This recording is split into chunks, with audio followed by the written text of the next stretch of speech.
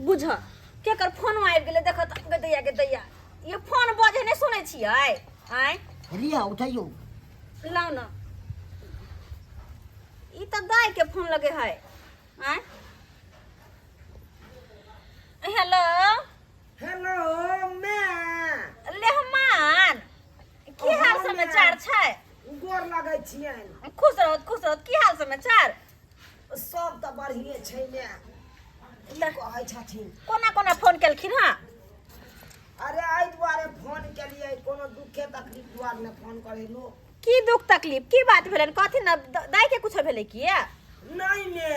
तो फिर की भेलै कहलियन हिनकर बेटी करे छै जितिया उ त आ राइते मर गेलै हमर पितिया राइते मर गेलै पितिया हां अब केना हेतै जितिया अब कोना होतै जितिया हां आने की भ गेलै की कहैये लेहमान घरे हुनकर पितिया मर गेलै त छुटका भ गेलै त कहि कोना होतै जितिया छुटका में जितिया हेतै त सिहा त बात छै केना होतै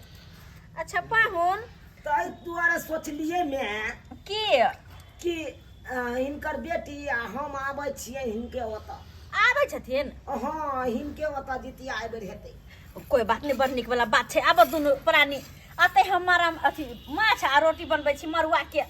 माछ रोटी अते खेते नहा के खेलकै ना त रोटी त खेते माछ मरुआ के रोटी आ माछ अच्छा मैं हाँ उया दुआरे आबि रहल छियै अच्छा ठीक छै कोई बात नहीं दाई के ल ले छन दुनु प्राणी आबि जेथिन बुझलखिन और सब बढ़िया छथिन हां हम निके छियै पाहुन हाँ ठीक छै त मैं आबै छियनि अच्छा ठीक छै आबो की कहै छले अच्छा राखै छियन हाँ की कहै छले दाई गांव में कहां ना छुटका भ गेलै लेहमान के पितिया मर गेलखिन तब छुटका में वो त केना करते जितिया तो पाबै नहीं हेतै आब जितिया हाँ तो दाई लेहमान कहलखिन हां कि दाई के लक अते आबै छथिन अते जितिया पाबन करते तो हम कहले बढ़िया वाला बात है आवते आबत त की माछ मरुआ के रोटी बनैबते छी आइ नहीं होते दाई कहबे अते खा ले अते सबटा विध व्यवहार कर त छुटका में भ जेतै तो हाँ तब होते अते किया नहीं होते ई थोड़ी ना अपन गोसाई के पूजा छै ई त बाहरी पूजा है त ई भ सके है बुझलिए मैं बम्मा वाली हां मैं अते बड़का देखि अते बड़का घोक तने हे ससुर हाथ ठेस लाग जतिया कोना भैंसुर हा जते बड़का घोक तन के यहां एलिया आय ससुर हा लल्ला मार दे लात लगा उठा के बैठ पा की बात ये कहलिए कि मैं कल्ले खुना जितिया पाबन करबै हां और बढ़िया निक वाला बात छै निक वाला बात छै करे के चाहिए हैं तो कहलियन की तो नैरा से लेके ससुरा तक हां मरुआ के आटा आ माछ कतौ नहीं हमरा मिललै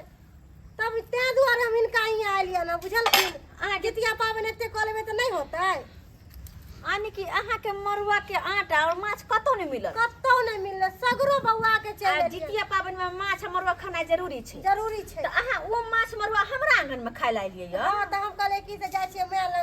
मैं त बनैले होथिन ते दुआरे हम इनके ही आलिया आये बम्मा वाली हां दम्मा अहाँ के स्या के धेने हां दम्मा अहाँ छी बम्मा वाली आई